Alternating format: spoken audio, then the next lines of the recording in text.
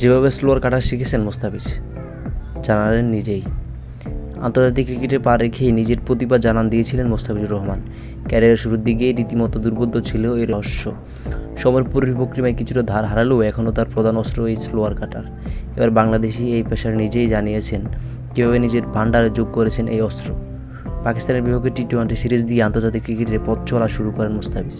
তবে প্রথমবার সবার নজরে আসেন ভারতের বিপক্ষে ওয়ানডে সিরিজ দিয়ে।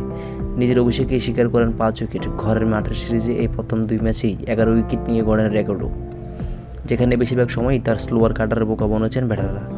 অনভিজ্ঞ এক তরুণের পেশার এমন দক্ষতায় মুগ্ধ হয়েছিল ক্রিকেট বিশ্ব। অবশ্য মোস্তাফিজ নিজেই জানালেন কাটার তার স্ট্রোক ডেলিভারি এটা প্রকৃতি থেকেই পেয়েছেন এই বাঁহাতি পেসার। তবে স্লোয়ারের সঙ্গে কাটার করা শিখেছেন জাতীয় দলের নেট বোলার হিসেবে বল করতে এসে। সম্প্রতি চেন্নাইয়ের সুপার কিংসের সামাজিক যোগাযোগ মাধ্যমে প্রকাশিত এক ভিডিওতে ক্যারিয়ারের শুরুর দিকের গল্প শুনেছেন মোস্তাফিজ। সেখানে তিনি বলেন, এটা কাটার আমার ন্যাচারাল, কেউ শিখায়নি। একসময় আমি জাতীয় দলে নেট বোলিং করেছিলাম। তখন বিজয় ভাই আমাকে বলল, তুই কি স্লোয়ার মারতে পারিস না? তখন আমি খুব জোরে বোলিং করতাম। তো এটা শোনার পর আমি স্লোয়ার করার চেষ্টা করি, তখন দেখি ভালোই বল ঘুরছে। সেখান থেকে আমার স্লোয়ার কাটার করা। আইপিএলের এবারে আসরে চেন্নাই সুপার কিংসের হয়ে খেলেছেন মোস্তাফিজ, আর এই দলের হয়ে খেলাটা তার ছিল স্বপ্ন বলে জানিয়েছেন এই বাঁহাতি pacer.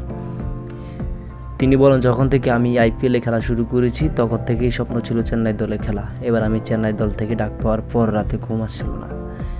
IHS Mostafizur Rahman, IPL, Chennai Super Kings.